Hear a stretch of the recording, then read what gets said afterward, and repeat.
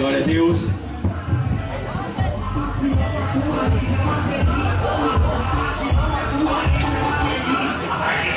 Glória a Deus. Irmãos, amados ouvintes da palavra de Deus, para nós é uma honra poder estar diante de vocês aqui ministrando a palavra que Deus mandou, tá bom? É uma alegria muito grande deixar nossos afazeres, nosso trabalho, deixamos tudo para vir aqui para fazer aquilo que Deus mandou, que é ministrar o amor dele para a humanidade. Então, se a igreja não fizer isso, ela não é igreja, tá bom? Se a igreja não fizer isso também, nem se ajoelhe, viu? Se você não faz isso aqui na igreja, nem se ajoelhe para pedir nada a Deus. Porque se você não tem amor pelo próximo, como você tem autoridade para pedir algo a Deus? Então, é para você ver, a nossa responsabilidade é tão séria para com os perdidos, para com aqueles que ainda não aceitaram a Cristo, para com aqueles que ainda estão no mundo dos prazeres da carne. É muito sério. E Deus cobra de nós. Deus cobra de nós. E é por isso que nós estamos aqui, porque ainda falta você na igreja, ainda falta você para servir a Cristo. É por isso que nós estamos aqui. Se não faltasse você, nós não estaríamos mais aqui. Deus já teria nos levado já para a glória. Mas enquanto não vier você, nós vamos estar aqui, tá bom? Para ministrar a palavra de Deus, porque Deus, Ele quer você. A Bíblia diz que Deus quer que todos os homens, todos, sem exceção, cheguem ao conhecimento da salvação e sejam salvos, tá bom? Todo mundo, a salvação é para todo mundo. A gente chegou aqui primeiro, mas ainda cabe você. É por isso que Deus está aqui nessa tarde para convidar você. Eu quero aproveitar, antes do pregador chegar, eu quero ler um texto da Bíblia que se encontra aqui em Mateus, o Evangelho 16 e 13. Diz assim o texto sagrado: E chegando Jesus às partes de Cesareia de Filipe, interrogou os seus discípulos, dizendo: Quem dizem os homens ser o Filho do Homem? Veja bem a preocupação de Jesus. Ele queria saber o que as pessoas estavam falando dele. Ele queria saber o que as pessoas estavam dizendo dele. Qual era o pensamento das pessoas acerca dele. Então, ele perguntou a quem? Aos seus discípulos, porque eram muitos ali do seu lado, e se comunicava com muitas pessoas. Então, o que acontece? E eles disseram: uns dizem que o Senhor é João Batista, outros dizem que o Senhor é Elias, outros dizem que o Senhor é Jeremias ou um dos profetas. Disse-lhe ele: E vós, quem dizeis que eu sou? E aí Simão Pedro, respondendo, disse: Tu és o Cristo, o Filho do Deus vivo. Observa bem. E Jesus respondendo disse-lhe: Bem-aventurado és tu, Simão Bar-Jona, filho de Jonas, porque não foi carne e sangue, ou seja, não foi um ser humano que te falou isso, mas o meu Pai que está no céu. Vê bem. Então os outros disseram para Jesus o que eles ouviram falar de Jesus. Pedro disse para Jesus o que ele recebeu de Deus. É diferente.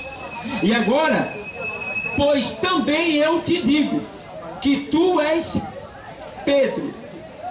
Vê bem, eu te digo que tu és Pedro. Veja bem, a palavra Pedro vem do grego que quer dizer Petros. Petros do grego quer dizer pequena pedra. Veja bem, pequena pedra. Aí o Senhor diz: olha, eu te digo que tu és Pedro, e sobre esta rocha, sobre esta pedra, eu edificarei a minha igreja. Alguns pensam que o Senhor estava dizendo que Pedro era esta pedra que o Senhor estava edificando a igreja. E aí o Senhor está dizendo naquele momento: eu te digo que tu és quem? Pedro. Pedro. Então o Senhor está dizendo que Pedro é Pedro, não é pedra, ainda ele que era uma pedra pequena. E sobre esta pedra, No caso agora vem o grego Petras, né? Petro, grego de Pedro, e Petras de rocha, rocha grande.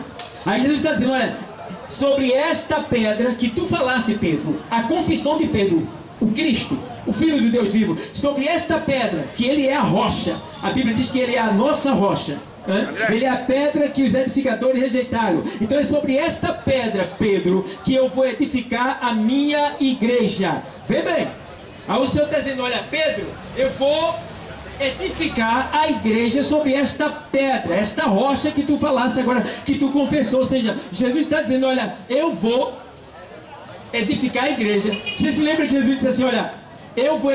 Aí ele disse assim para o templo foi construído em 46 anos. Aí ele disse assim, olha, eu derribarei este templo e reedificarei ele em 3 dias. Então os judeus não entenderam e achavam que Jesus estava dizendo que ele ia derrubar o templo que durou 46 anos para ser construído, e ele estava dizendo que ia derrubar e em 3 dias ia levantar, porque eles estavam voltados para as coisas de baixo, e Jesus estava ali falando pelo Espírito. Que era que Jesus estava dizendo, olha, esse templo aqui vai ser derrubado, e em 3 dias ele vai ser restaurado, ele vai ser levantado. O que é que Jesus estava dizendo? Ele estava dizendo que ele é esse templo, ele é essa rocha, ele é esta igreja que vai ser derrubada, em 3 dias vai ser levantada. Foi 3 dias ali que o Senhor foi morto ali, foi sepultado e depois ressuscitou. Então a igreja agora nasceu em Cristo. Agora observa bem o texto, vamos lá. Aí ele diz aqui assim agora, vamos lá. Aí ele faz assim, pois também eu te digo que tu és Pedro, e sobre esta pedra edificarei a minha igreja, e as portas do inferno não prevalecerão contra ela. Vê bem, aí Jesus está dizendo agora, eu edificarei a minha igreja sobre esta pedra. Ou seja, Jesus vai edificar a igreja, nós, nele mesmo. E ele está dizendo, olha, e eu vou te dar as chaves do reino do céu. Eu vou te dar poder. E tem mais. E as portas do inferno não prevalecerão contra a minha igreja. Agora observa. Jesus agora ele fala do inferno. Vê bem. Tem gente que diz que o inferno não existe, né? Então Jesus está mentindo aqui. Jesus não mente. Jesus não mente. Jesus está dizendo aqui, olha, eu vou firmar, edificar a minha igreja, né? E as portas do inferno não prevalecerão contra ela. O que Jesus está dizendo? Ei, eu vou dar poder a vocês, a minha igreja, para vocês irem contra as portas do inferno. Ou seja, são muitas portas, porque ele falou no plural. Então existem muitas portas do inferno. E ele está dizendo que Jesus disse, olha, e as portas do inferno não prevalecerão contra a minha igreja. O que é que Jesus está dizendo aqui? Ele está dizendo que as portas, que são muitas, do inferno, elas estão fechadas. Mas o Senhor disse que nós, que somos a igreja, podemos ir contra ela e arrombar ela, porque ela não vai suportar o impacto do poder que o Senhor nos deu, e ela se abrirá pelo impacto do poder, será arrombada, e nós ali tiraremos de dentro dessas portas aqueles que estão ali cativos, presos, as riquezas de Satanás. Nós vamos tirar, porque qual é a riqueza de Satanás?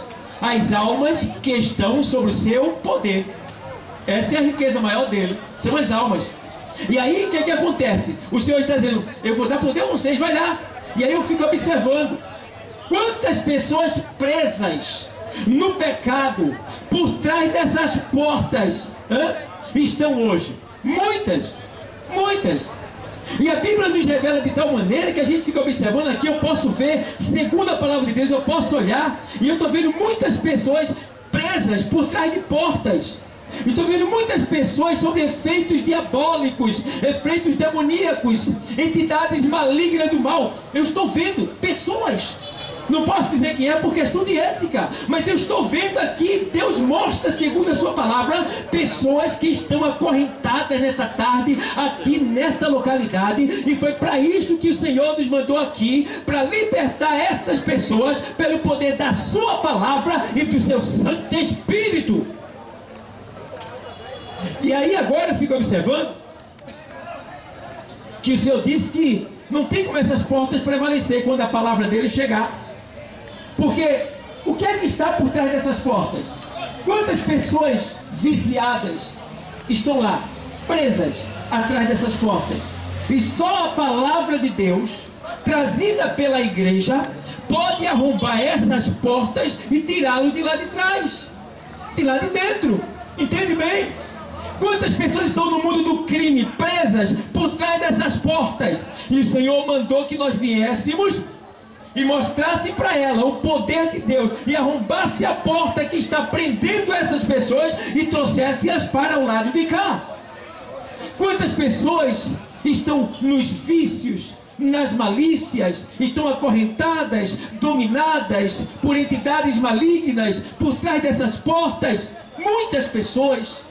E só quem pode livrar e libertar essas pessoas não é nós, é a igreja, é a palavra de Deus, é o Espírito Santo. Glória a Deus. Então, amados, entende bem, é para isso que o Senhor nos mandou aqui, para arrombar essas portas que não vão prevalecer e entrar e trazer essas pessoas que estão presas para Cristo. Entende bem? Porque se você observar aqui em Mateus 12, 29, veja o que o Senhor diz. Ele agora, o Senhor, quando veio à terra, ele arrombou a porta do inferno, mas ele deu valendo mesmo. Aqui em 12, 29, o Senhor diz assim, vou ler o 37. E se eu expulso os demônios por Beelzebul, por quem os expulsam então os vossos filhos? Portanto, eles mesmos serão os vossos juízes. Ou seja, Jesus estava expulsando demônios, entidades, espíritos malignos que atuam na terra, que entram nas pessoas e forçam ela a praticar coisas que elas não querem. Eu conheço pessoas que estão no mundo do crime, no mundo dos vícios, que diz para mim assim: pastor, eu quero parar, mas eu não consigo. Eu luto, pastor, mas eu não consigo. Eu sei que é uma força muito forte, muito grande, tá? É um poder que, de certa forma, domina os homens, as mulheres, os jovens, os seres humanos. E Jesus, quando veio, ele sabia desse poder do maligno sobre as pessoas. E aí ele veio agora aqui, quando ele veio aqui, ele foi e expulsou um demônio. Aí sabe o que foi que disseram? Ei, ele está expulsando o demônio porque ele está usado pelo diabo. Aí o Senhor disse: se eu estou sendo usado pelo diabo, e os filhos de vocês que também expulsam, que é os meus discípulos, estão usados pelo diabo também? Aí o Senhor Jesus diz para ele: os filhos de vocês serão os juízes de vocês no dia do juízo final. Ou seja, porque naquele grande dia, no dia do juízo final, os filhos deles, que eram discípulos de Jesus, que pregavam o evangelho e expulsavam os demônios pelo poder de Deus, eles vão dizer: meu pai verdadeiramente disse isso daí. E aí, ó, estão ferrados, porque eles blasfemaram contra o Espírito Santo de Deus. E aí eu fico vendo aqui, vamos lá, vamos ler aqui mais um pouco. Mais aqui um pouco. Mas se eu expulso os demônios pelo Espírito de Deus, é conseguintemente chegado a vós o reino de Deus. Então, a gente aqui nesse lugar, a igreja aqui nesse lugar, é um sinal de que o reino de Deus, o reino dos céus, o reino de lá de cima, dos céus, está chegando aqui na terra para alcançar o homem pecador perdido. Então devemos o que? Glorificar, se alegrar, porque para nós não tínhamos mais saída, nós íamos para o inferno sem saída. Mas o Senhor agora, através do seu Filho, da sua palavra, Ele veio à terra, trazendo para a terra o reino dos céus. Veja bem. E tem muita gente que reza o Pai Nosso, né? Que o Pai Nosso não é para rezar, a Bíblia não manda rezar o Pai Nosso. O Pai Nosso é uma oração modelo para a gente falar com Deus. Mas no Pai Nosso que as pessoas rezam, está escrito: venha o teu reino, seja feita a tua vontade. E as pessoas falam isso e não percebem o que estão falando. E esse reino já está chegando na terra, já está aqui. Esse reino é representado pela igreja aqui na terra. Então a igreja é a representante de Deus na terra, e é através da igreja que a salvação, pela palavra de Deus, chega até você. E aí a gente vê, agora o Senhor vai dizer aqui, vamos lá, alguém diz mais aqui, é chegando a voz do reino de Deus, né?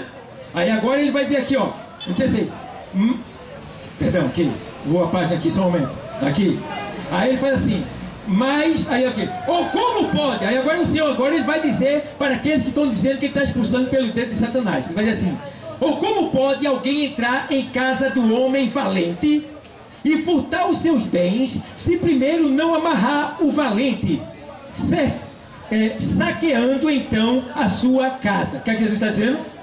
Jesus está dizendo que, como é que pode um homem entrar na casa de um homem valente, se primeiro não amarrar ele? Quem é esse valente? Satanás, né? E onde é a casa desse valente? Satanás? O mundo, o globo terra. E como se amarra Satanás? Com o poder de Deus, com santidade, com verdade, com pureza, com sinceridade. É assim que se amarra Satanás, porque contra a verdade não